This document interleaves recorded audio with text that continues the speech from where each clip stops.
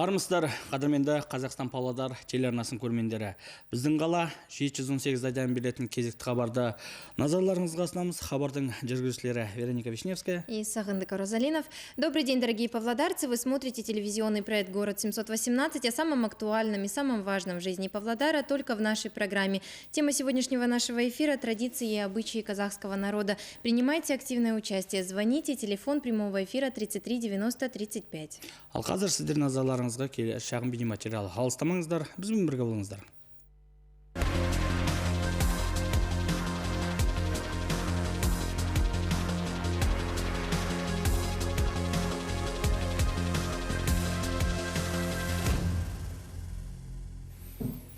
Құрметті көрермендер, бүгін біздің хабарымыздың тақырыбы қазақ халқының салт дәстүрлері жайында, және бүгінгі бағдарламамыздың құрметті қонағы Кеңес одағының батыры, халық қаһарманы Бауыржан Момышұлының келіні, жазушы, қоғам қайраткері Зейнеп Ахметова. Сәлеметсіз, студиямызға қош келіпсіз.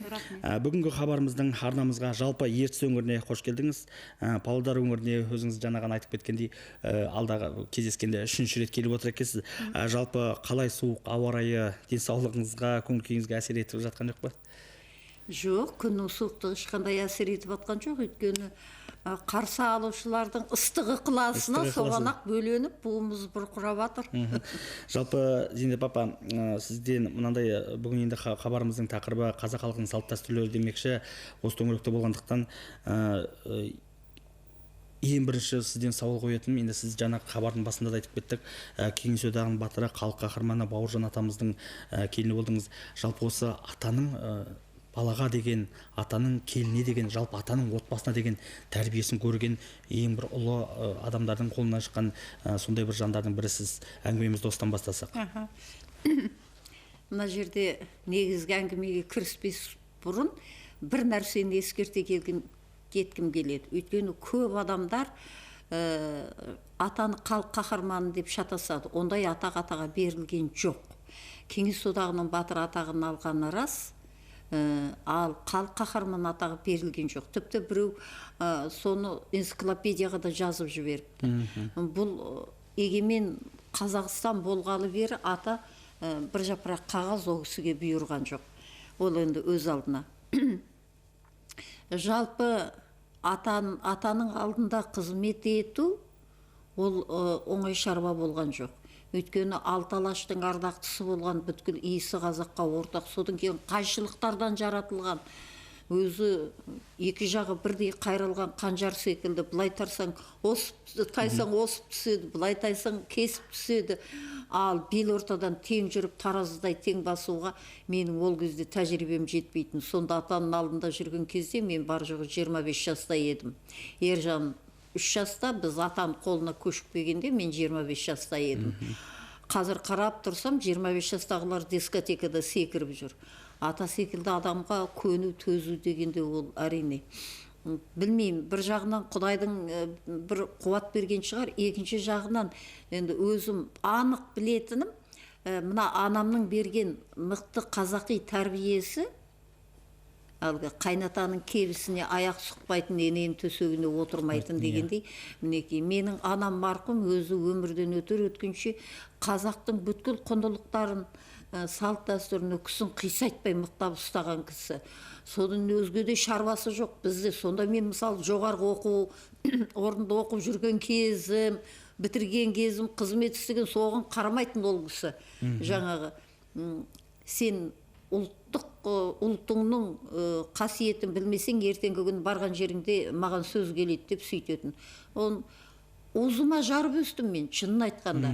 Егер де сол анамның сондай бір жағынан қатал, екінші жағынан ұлттық тәрбиені жақсылап бермегенде, атаға көне қоюым екі талай болар еді.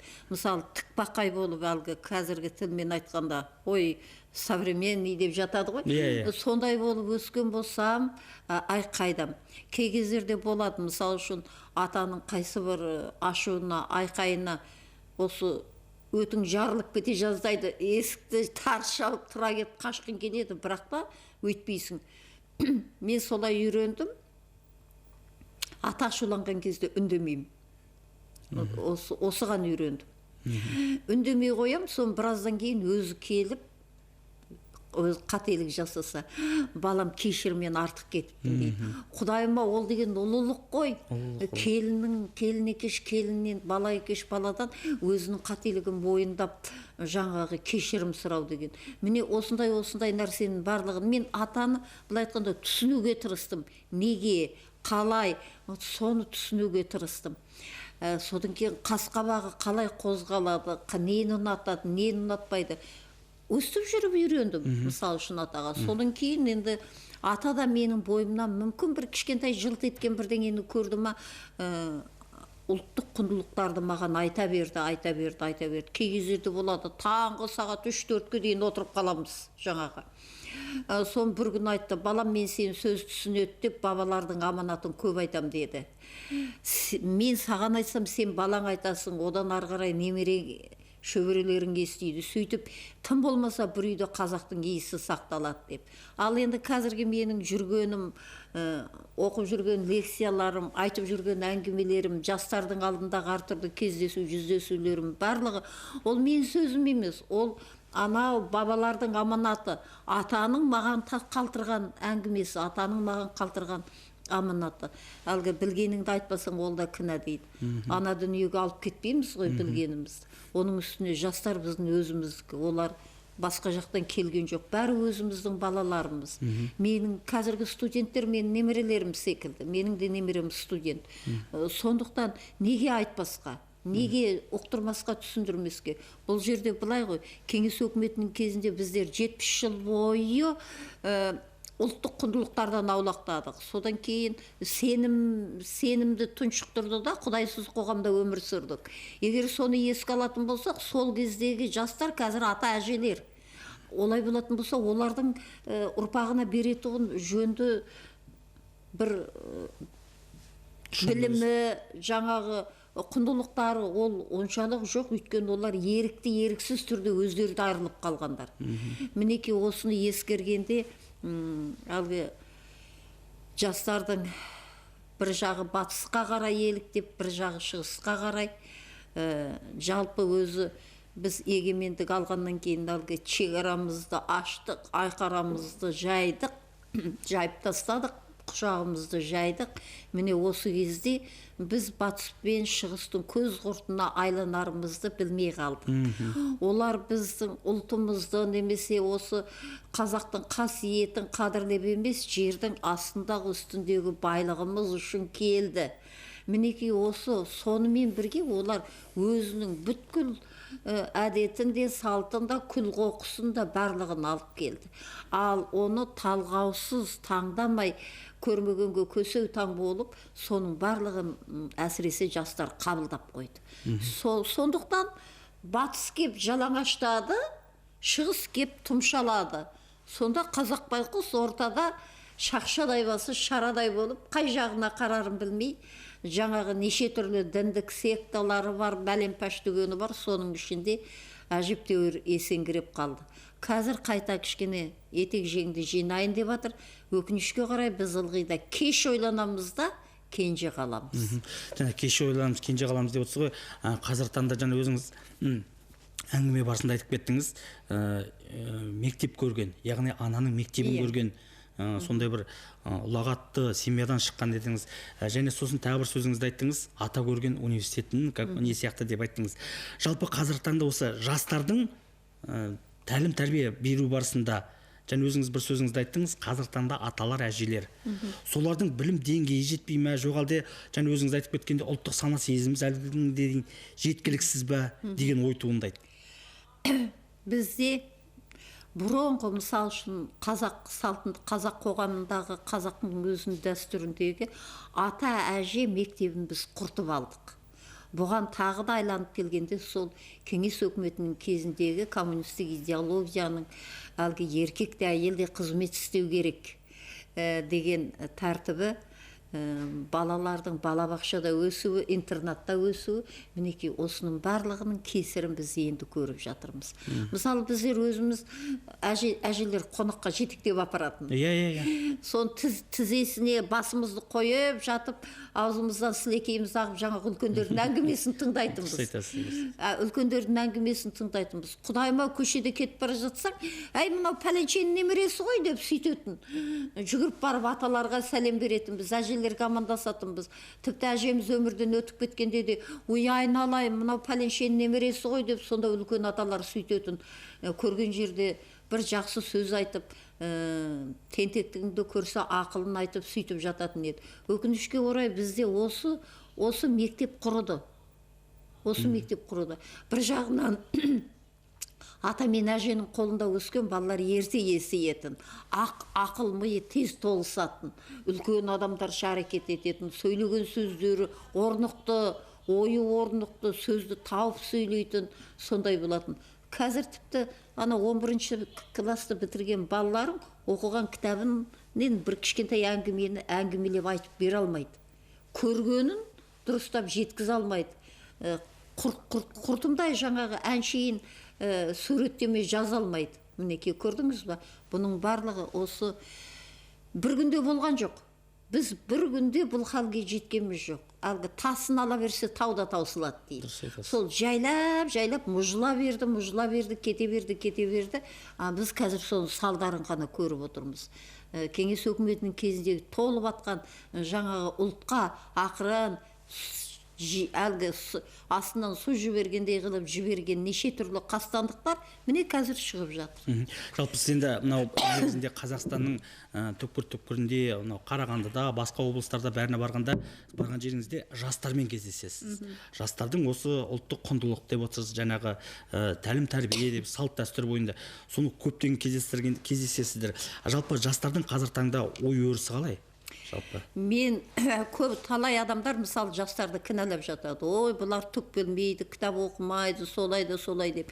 Мен айтар едім, егер де жастардың бойында сондай бір кем-кетік болатын болса, алдыменен кемшілік бізде. Аға буында, алдымен бізде. Соларға үйрете алмаған, соларға көрсете алмаған, санасына жеткізе алмаған кемшілік бізде. Өйткені біз өзіміз ештеңе білмедік. Ал қазір мен жастарға көп жерде болдым. Өткенде Қарағандыда 4 күн жүрдім. Қанша университет, қанша колледждерде соларда болдым.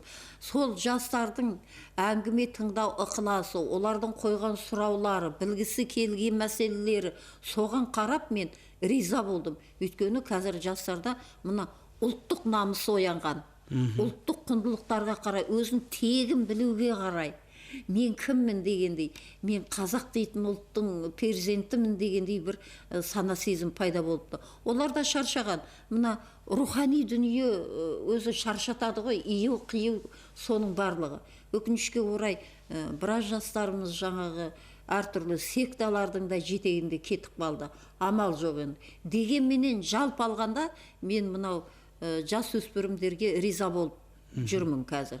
Жүрген жерімде мүмкін болғанша, тілім жеткенше сол айтып түсіндіруге тырысам. Өйткені оның барлығы менің сөзім емес, ол бабалардың аманатын ата маған айтты. Ал енді мен сол атаның аманатын жастарға, балаларыма, немерелеріме жеткізіп жатырмын ғой. Құрметті көрермендер, сіздер біздің қала 718 Айдармен хабарды көріп отырсыздар. Сұрақ сауалдарыңыз, ойларыңыз болатын болса 33-90-35 телефон арқылы қоюларыңызға болатын, естеріңізге саламыз. Бүгінгі бағдарламамыздың құрметті қонағы Кеңес одағының батыры Бауыржан Момышұлының келіні, жазушы, қоғам қайраткері Зейнеп Ахметова. Сондай-ақ жаңағы өзіміздің ұлттық салт дәстүр демекші, жақында ғана тамыз айында Павлодар қаласында Ұлы дала елі атты үлкен сондай бір жиын өтті. Ұлытөбенің басында, осы Павлодар өңірінде. Енді мұнда бұл қазақтың салт дәстүрлерінің, қазақтың ойындарын жалпылама көрсететін үлкен бір мерейтой өтті. Енді содан қазір шағын үзінді назарларыңызға.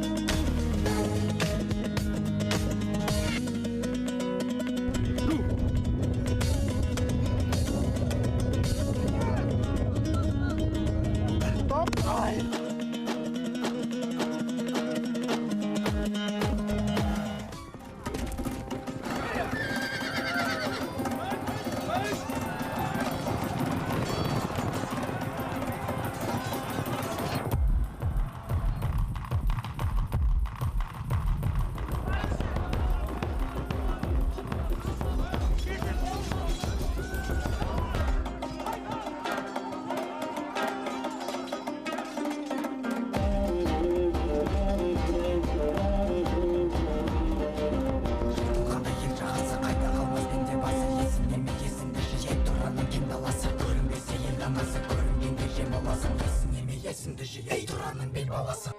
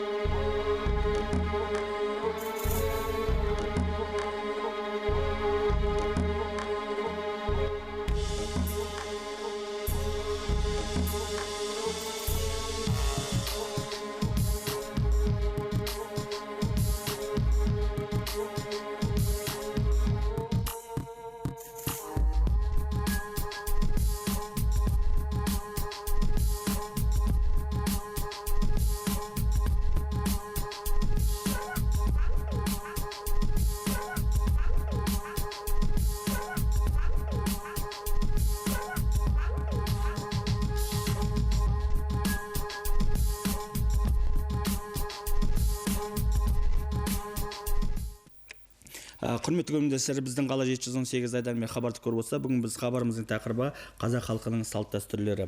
Зейнеп апа, жалпы бүгін Кереку жерінде конфессияаралық қарым-қатынастарды талдау және дамыту орталығы қазіргі терроризм, жаңа қарсылықтар және қауіп-қатерлер теориясы мен практикасы атты халықаралық ғылыми тәжірибелік конференция өтуде. Сіз енді сол конференцияға қатысып жатсыздар, алда қатысасыздар. Жалпы сіздің ойыңыз, пікіріңіз? Жалпы бұл қазір өзі ушығып тұрған дүние. Әлгінде ғана айттым ғой, біз көбінесе кеш ойлап кенже қаламыз деп. Мынау алғашқы егемендіктің алғашқы жылдарында жаңағы қуанып бөркімізді аспанға атып желпілдеп жүрген кезде ислам дінін бетке ұстап біздің елге небір секталар жаңағы қаптап кірген. Бір ақпарат көзінде газеттен оқығаным бар. Мысалы, бізде 4.000 тіркеуден өткен діндік ұйым болыпты. 6.000 қоғамдық ұйым болыпты. Құдайым-ау, мына бір уыс қазаққа бұл деген сұмдық қой. Сұмдық қой. Өйткені біз былай айтқанда олар үшін ақ қағаз секілді болдық. Сол үшін жаңа қаптады. Ал 70 жыл бойы діннен аулақта қалған сенімсіз, құдайсыз қоғамда үйренген халыққа олардың барлығы бір қарапайым адамдарға бір керемет болып көрінді. Ой, бізге сен, біз сені таза мұсылман жасаймыз деді оған. Құдайға сенетін, бірақ діндік сауаты жоқ адамдар көбі солардың құрығына түсті. Тура бір пешке тура бастап апаратындай, солар аналардың миының бәрін, санасының барлығын күл қоқыспенен толтырды. Қазір қарап тұрсаң, енді мысалы қазақта жоқ нәрселер. Содан кейін қазақтың бүткіл құндылықтарына, салт дәстүріне, әдет ғұрпына, анау 1000 жылдардан бері жасалған сан ғасыр сарабынан өтіп, тәжірибеден өткен халықтың ұлттық құндылықтары менен дінді екеуін қазір соғыстыра бастады. Біріне-бірін қарсы қоя бастады.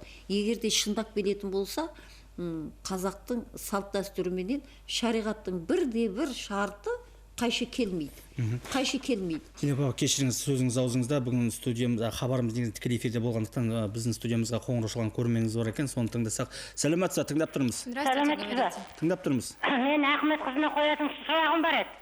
Жақсы. Қойыңыз, тыңдап тұрмыз. Мы вас слушаем, говорите. Ахмет қызы, сіздің осы қазақша келіп сөйлеп, қазақтың дәстүрін айтып, бәрін ұқындырғаныңызға рахмет.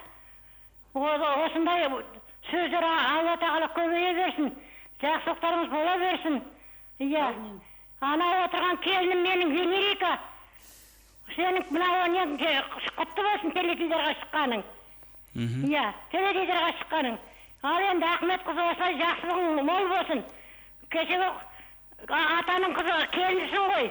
Айтқан тілегің қабыл болып, Алла тағала отанымызға, Қазақстанымызға тыныштық болып, Алла тағала ылғида жасарып көгере берсін. Болды. Рахмет сізге. Сізге рахмет айтып отыр, Алла разы болсын дейді. Рахмет айту сұрақ емес, иә. Сонда мына жерде жаңа сөзім бөлініп қалды. Былай дейді, қазақпын деп айтпа, мұсылманмын деп айт дейді. Жаңағылар, көрдің ба? Қазақпын деп айтпа, мұсылманмын деп айт дейді. Енді осы жерде түсіндіре кетейік. Кез келген адам кез келген адам, дүние жүзінде кез келген адам өзінің ұлтымен бірге туылады. Сен қазақ болып, анау орыс болып, анау ағылшын, анау қытай болып туылды. Сен ұлтыңменен бірге туылған екенсің, сол ұлттың тілі, оның салты, дәстүрі, әдет ғұрпы, әдебиет, мәдениеті, тарихи, елі, жері барлығы сағанда тиесілі. Көрдің бе? Ал дін содан кейін келеді. Өйткені Қытайдың ішінде де ислам дінін қабылдағандар бар. Бірақ ол одан Қытай болмай қалған жоқ қой. Ағылшынның ішінде де ислам дінін қабылдағандар көп. Қазақтың ішінде де христиан дінін қабылдағандар қаптап жүр. Ол одан қазақ болмай қалған жоқ қой. Дін кейін келеді. Дін ол сенім, адамның Құдайды іздеуі, оның ішкі қажеттілігі, жан дүниесінің қажеттілігі, ішкі жаңағы сезім иірімдерінің сол Алланы іздеуі, ұлылыққа, шындыққа, ақиқатқа ұмтылуы. Көрдің бе? Олай болатын болса, сен алдымен қазақсың. Алдымен қазақсың сен. Қазақ әлмісақтан бері мұсылман дінін қабылдаған халық. Біздің қазақ ешқашан құдайсыз болған жоқ. Бірақ фанатик емес. Білдің бе? Қазақ бір ауыз сөзбен дәлелдеп қойған. Құдайсыз қурайсынбайды дейді. Ойбой, том-том кітап оқудың керегі жоқ. Осының айналасын ойласаң, талай нәрсені өзің түсінесің. Құдайдан қорықпағаннан қорық дейді. Ең жаман адамды құдайсыз дейді. Көрдіңіз ба? Осының барлығы атам заманда бұрыннан шыққан нәрсе.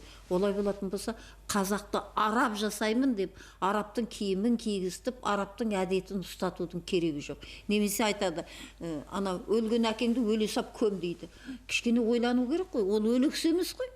Әлі денесі суымай жатып апарып көрге тыға салатын.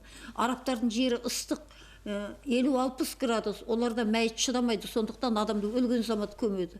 Қазақта ондай емес, жалғыз қазақ емес, түркі халықтар ғой, енді көшпелі түркі халықтар. Медицинаның өзінде 2 күн тоқтатады өлікті. Өйткені әртүрлі жағдай болады, адам тіпті тірілуі мүмкін. Сондай аурулар болады, жаңағы уақытша өліп тіріледі. Қазақтар мысалы оң жаққа шымылдықты құрып, шөптің үстіне шиді төсіп, соның үстіне жатқызып күтеді. Күткенде ол өмірден адам өтіп жатыр, қурайсынған жоқ. Ол адамның араласқан адамдары бар, қанша туған туысы бар, жекжат жұраты бар, солардың барлығы келу керек. Соңғы рет оның көру керек, бір жағынан көңілдері суы керек. Сөйтіп топырақ салып, солай барлығы бірлікте шығарып салады. Бұл дегенің керемет дәстүр ғой. Олай болатын болса, енді келіп бүгін қазақтың сол дәстүрін, 1000 жылдардан бері келе жатқан дәстүрді мен бұзып, әкемді өлген замат апарып көмуім керек екен. Бұл қалай болған? Мұсылман болу үшін араб болудың керегі жоқ. Арабтың өзінің салты өзіне, арабтікі бізге келмейді. Мысалы үшін көпшілігі біле бермейді. Арабтарда мысалы адамдың 3-ін беру, 7-сін беру, 40-ын беру, жылын беру деген ол мүлде жоқ нәрсе. Бұл тек түркі халықтарында ғана бар. Сонда не енді мен мұсылман болады екем деп өлген жақындарымның не 40-ын, не жылын, асын, ештеңесін бермей отыруым керек пе? Ол болмайды. Олай болатын болса, біз онда халық болудан қаламыз. Біз құримыз. Бұнда бір ғана қорытынды, ешқашан дін ұлттың үстіне шықпау керек. Ұлттың үстіне шықса, ұлт жойылады. Ол сенім, ол ұлт емес дін деген. Мысалы, христиан, будда, ислам деген ұлт жоқ қой. Есесіне қазақ, орыс, қытай, моңғол деген ұлттар бар. Ол сенімді әкеліп ұлттың үстіне шығаруға болмайды. Онда ұлт жойылып кетеді. Как защитить молодежь вот сейчас вот от нетрадиционных течений? Осының өзі сол ушығып тұр ғой, мен әлгінде айттым ғой, батыс келіп жалаңаштады, шығыс келіп тұмшалады деп. Ылғи менің айтып жүрген нәрсем, содан кейін өзімнің кішкене өмірлік тәжірибем, мүмкін болғанша, мына балабақшадан бастап, халық педагогикасымен тәрбиелеу керек. Біз кеш қалдық, бірақ та әлде болса тырысып көруіміз керек. Әлде болса. Халық педагогикасы дегеніміз, халық педагогикасы десек, ұлттық салт дәстүр десек, кейбіреулердің көз алдына тек беташар мен бесікке салар келеді. Олай емес. Бұл жерде менің айтып тұрғаным кәдімгі ұлттық педагогика, халықтық педагогика. Жетіп жатыр. Әрбір мақалымызда, әрбір жырымызда, әрбір жаңағы өлең бұрынғы Зейнеп апа, мындай сұрақ қойға болады ма? Жалпы жаңа айттыңыз ғой, балабақшадан басталу керек деп. Балабақшада ұлттық салт дәстүрімізді кіргізу керек. Қоғам ше? Ол балабақшадан шыққаннан кейін бала сыртқы ортаға келеді. Ортада мысалға шүлдіріп орысша сөйлеп жатса, ағылшынша, қытайша сөйлеп жатсақ, үйге келгеннен үйде отбасында да солай әртүрлі тілде сөйлеп жатсақ. Бұл жерде қалай? Бәленің барлығы сонда ғой. Бәленің бәрі сонда. Мысалы үшін әлгі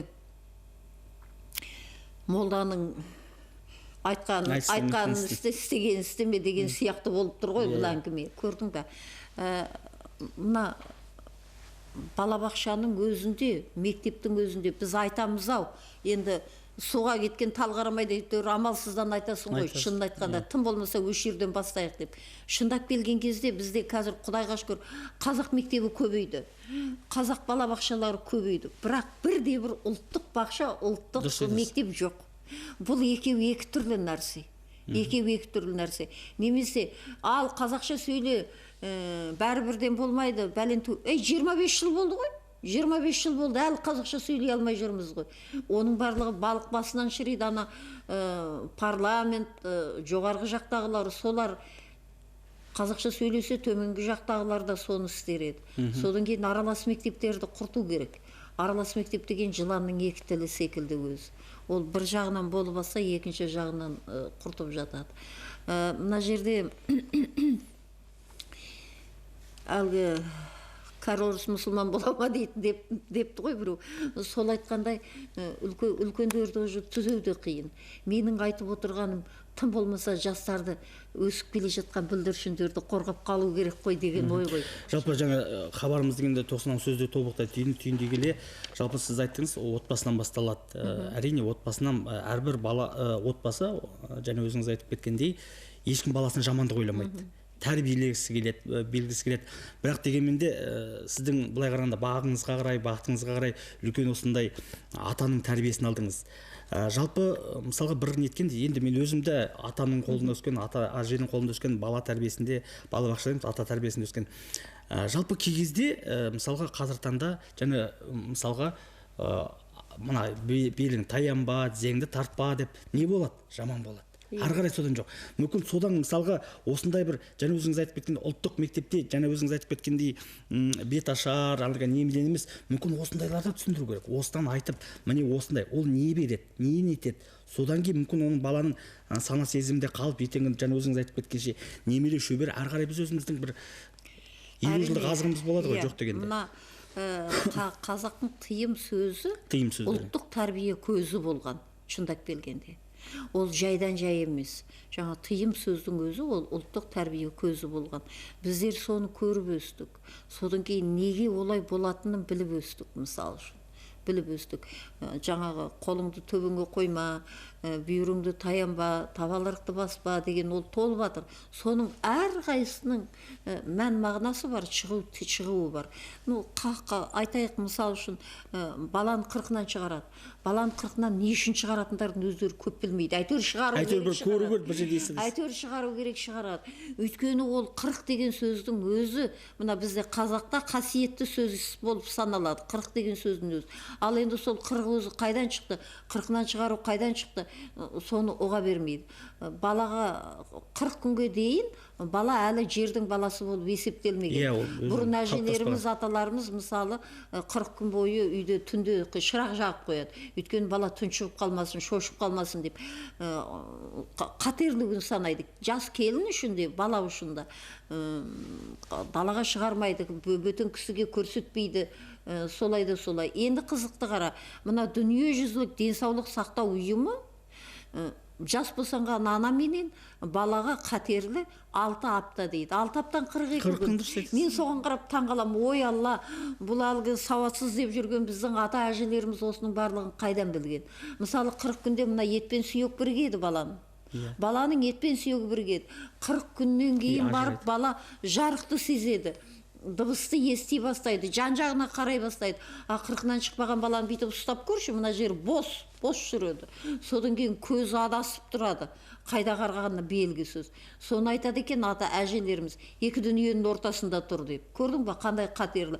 Енді осыны медицинаның өзі дәлелдеп отыр. дәлелдеп отыр. Адамның 40-ын береді. Бұл жерде 40-нан шығару деген бар, 40-ын беру деген бар. Неге 40-ын береді қазақтар? Өйткені ет пен сүйек ажырайды. Ет пен сүйек ажырайды. Аз болсын, көп болсын бірге өмір сүрді. Енді біз соған Құдай беріп отырмыз. Жылын беретін себебіміз сүйек мүлде тазарады. Мүлде тазарады. Бұның барлығының мән мағынасы бар ғой.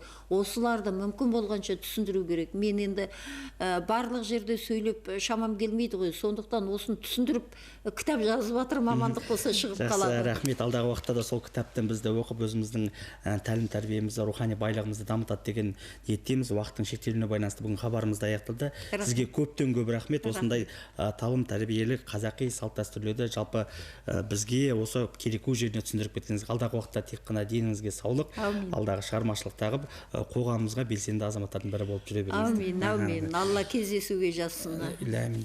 Құрметті көрермендер, осымен біз хабарымыз аяқталды. Келесі кездескенше аман сау болайық. Будьте с нами, вместе мы сильнее.